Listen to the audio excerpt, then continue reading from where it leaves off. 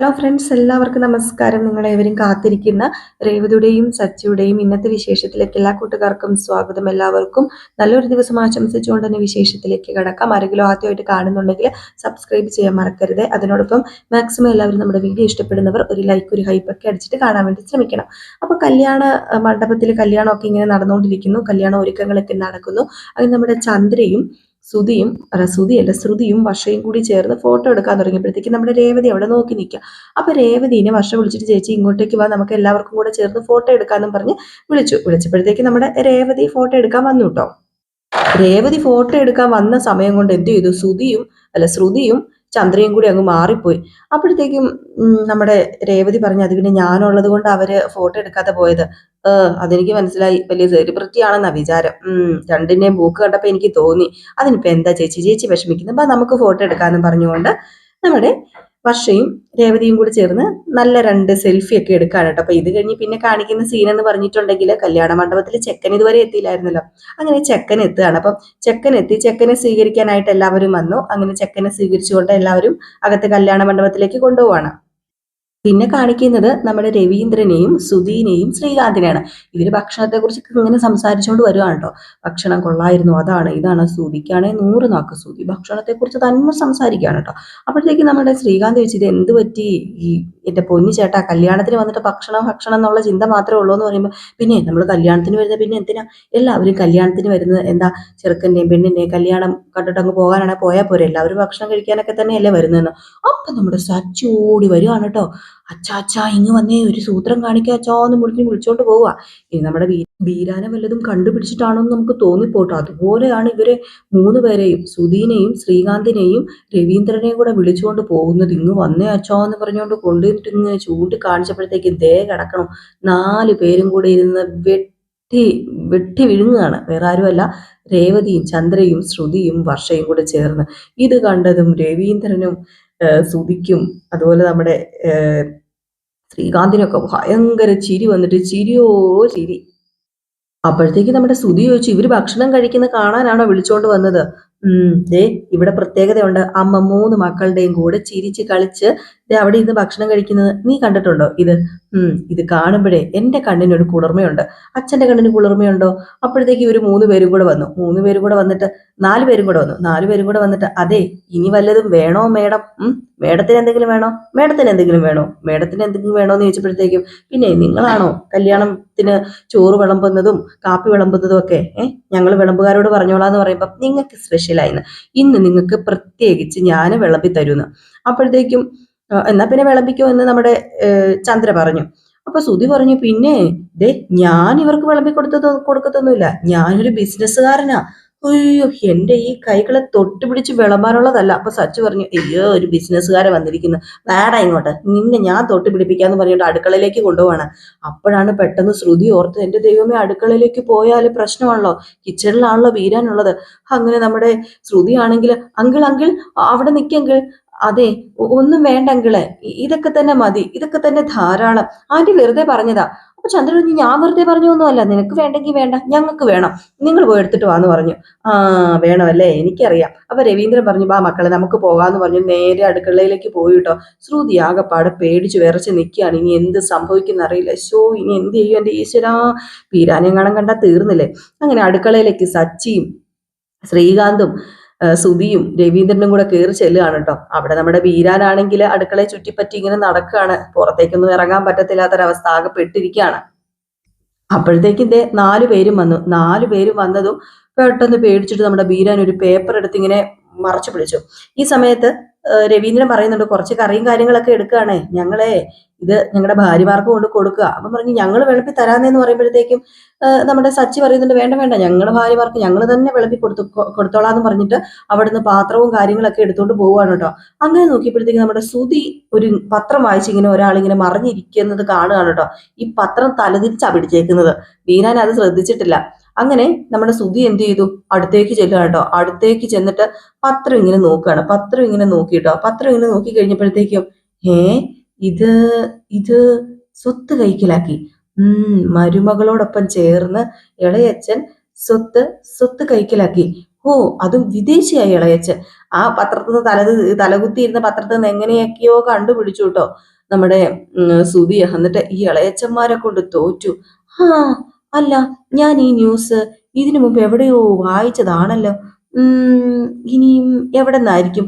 അപ്പോഴത്തേക്കും അവിടെ നിന്ന് ഒരാൾ പറഞ്ഞു, അത് പഴയ പത്രം എന്റെ പൊന്നു സാറേ. ഓ, ചുമ്മാതെ അല്ല.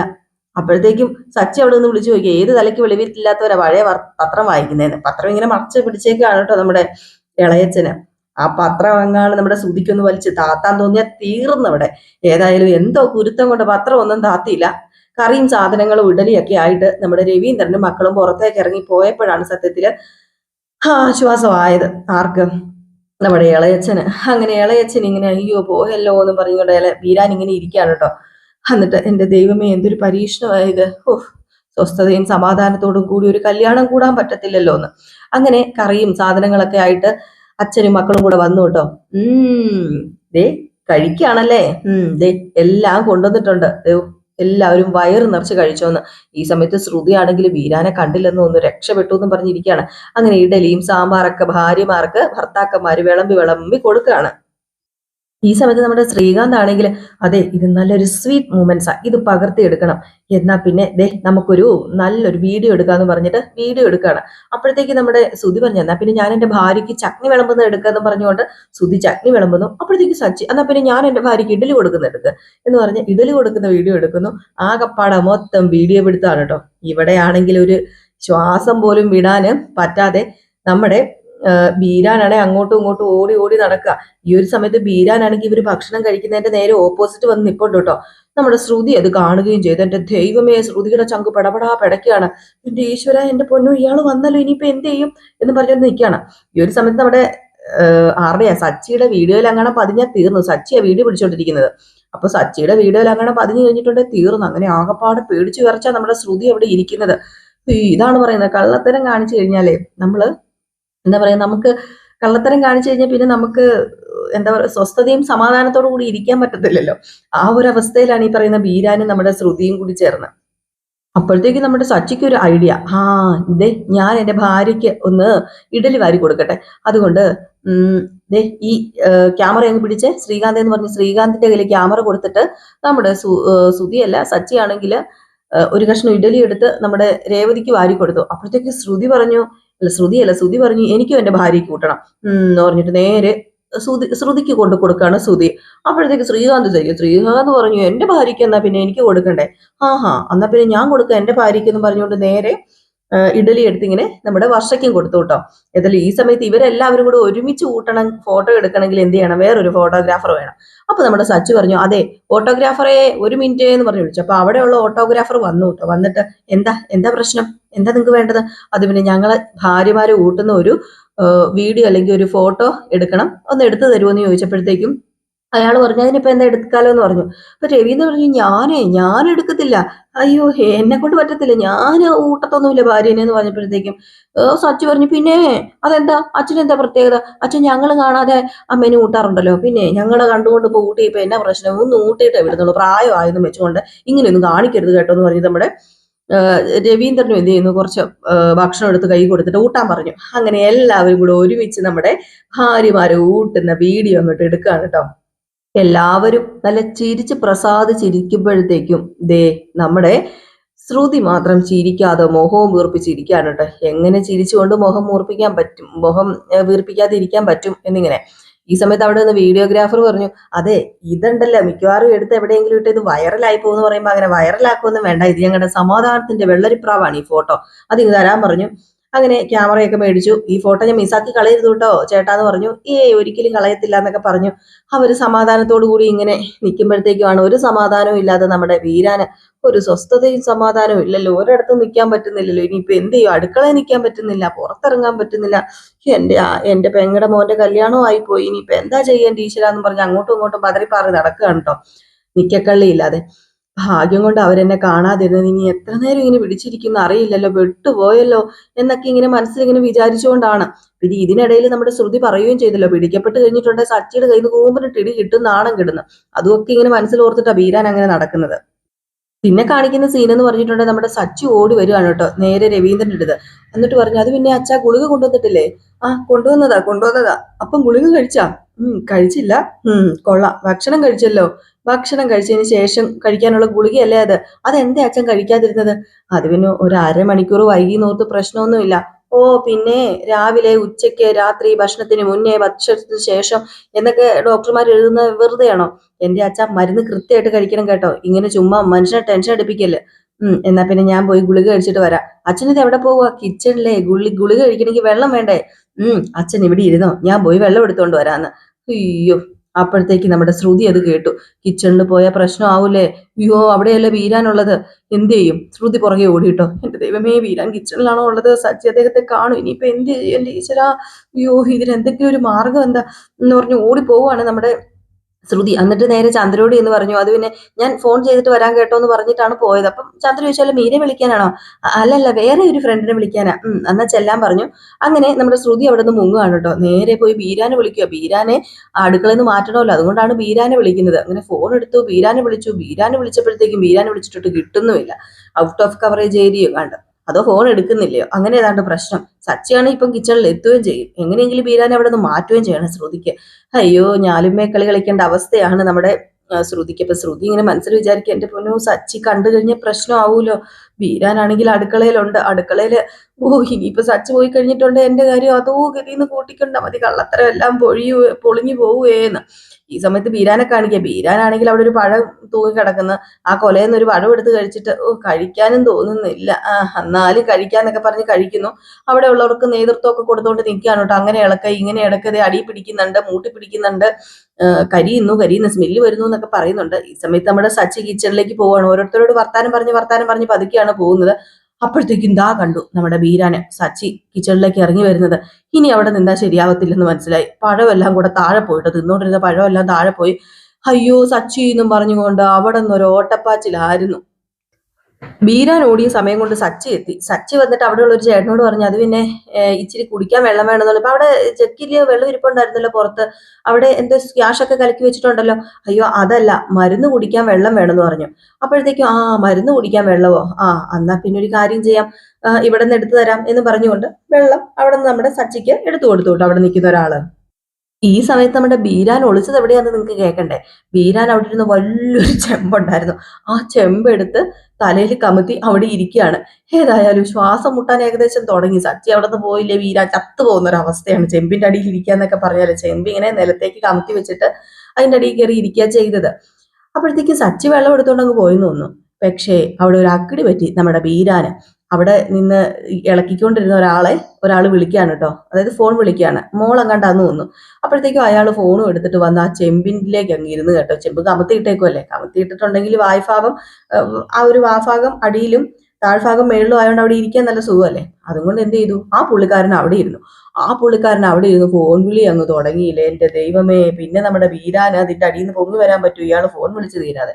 ഇയാള് കുടുംബചരിത്രവും നാട്ടുചരിത്രവും എല്ലാം കൂടെ അങ്ങ് ഫോണിൽ കൂടെ പറയാനും തുടങ്ങി. എന്തോ മകളെങ്ങാണ്ടാ വിളിക്കുന്നത്, മകളുമായിട്ടാണ് സംസാരിക്കുന്നത്.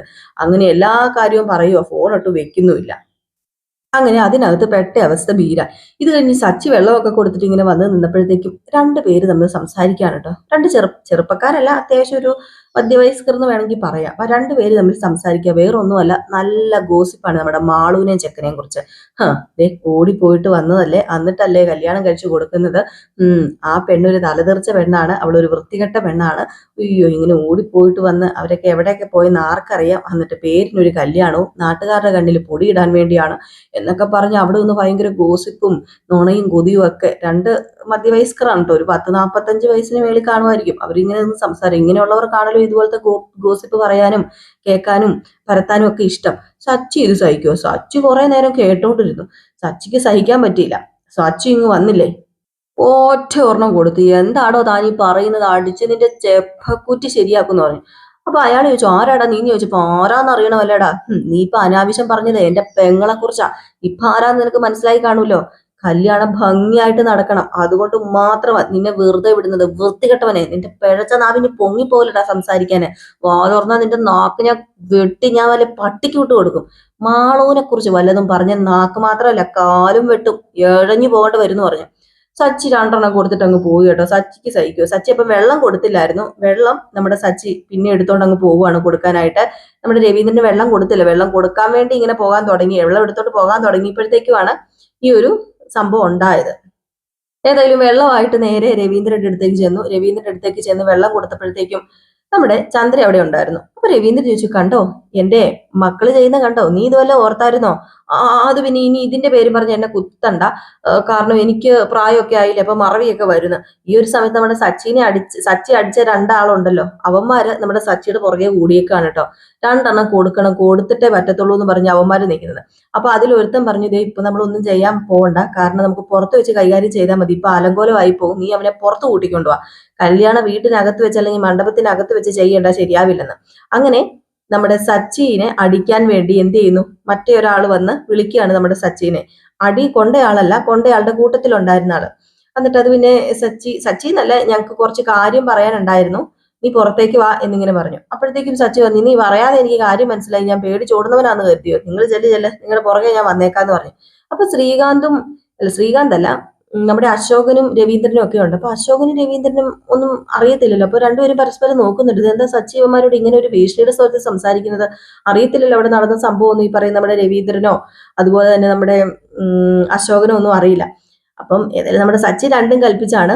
സച്ചി നേരെ രേവതിയുടെ എടുത്തിട്ട് വന്നു, അതെ ക്ലാസ് പിടിക്കും, ഞാൻ ഇപ്പൊ വരാന്ന് പറഞ്ഞു. ഇപ്പൊ രവീന്ദ്രൻ ചോദിച്ചു, എടാ നീ എന്താ പ്രശ്നം, നീ എവിടെ പോവാ? അവനില് ഒരുത്തിന് മാത്രം ഞാൻ നേരത്തെ കൊടുത്തുള്ളൂ, എല്ലാവർക്കും വേണമെന്നാ പറയുന്നത്, ചോദിച്ചു മേടിക്കുമ്പോ കൊടുക്കാതിരിക്കാൻ പറ്റും, ഞാൻ കൊടുത്തിട്ട് വരാം. എന്താടാ നീ അവരെ ആരെങ്കിലും തല്ലിയോ? തല്ലി, എന്താ പ്രശ്നം? അപ്പോഴത്തേക്കും പെട്ടെന്ന് നമ്മുടെ രേവതി ചങ്കി കഴിച്ചിട്ടുണ്ട്, ഈശ്വര ഇത് എന്താ എന്റെ പൊന്നു സച്ചേട്ടാ.